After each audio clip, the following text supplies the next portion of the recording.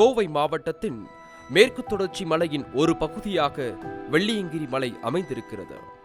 7 மலைத்தொடர்களை கொண்ட இதில் 7வது மலையில் சுயம்புவாக சிவபெருமான் எழுந்தருளி இருப்பதால் வெள்ளியங்கிரி மலை சிவபெருமானின் 7 மலை என்றும் தென்கையிலாயம் என்றும் பிரம்மாண்டமாக அழைக்கப்படுகிறது.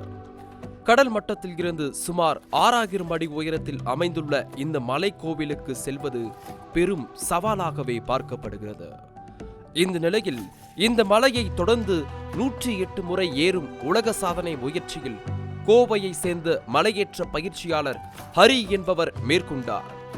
கடந்த பிப்ரவரி மாதம் வெள்ளியங்கிரி மலை ஏறுவதற்கு பக்தர்களுக்கு அனுமதி வழங்கப்பட்டது. இந்நிலையில் இந்த மலையை தொடர்ந்து 108 முறை ஏறும் உலக சாதனை முயற்சியில் கோவையை சேர்ந்த மலையேற்ற பயிற்சியாளர் ஹரி என்பவர் மேற்கொண்டார்.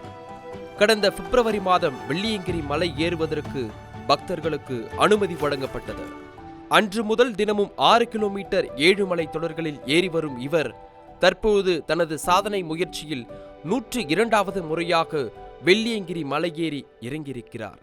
தற்போது இளைஞர்களிடையே அதிகரித்து வரும் போதைப் பொருட்கள் பயன்பாட்டை தடுப்பது மற்றும் உடல் ஆரோக்கியம் குறித்து விழிப்புணர்வு ஏற்படுத்தும் வகையில் இந்த சாதனை முயற்சியில் ஈடுபட்டுள்ளதாகவும், சாதாரணமாக மலை ஏறி இறங்க சுமார் 6 மணி நேரம் ஆகும் நிலையில் இவர் 2 மணி நேரத்தில் 7 மலை தொடர்களை ஏறி இறங்கியிருக்கிறார்.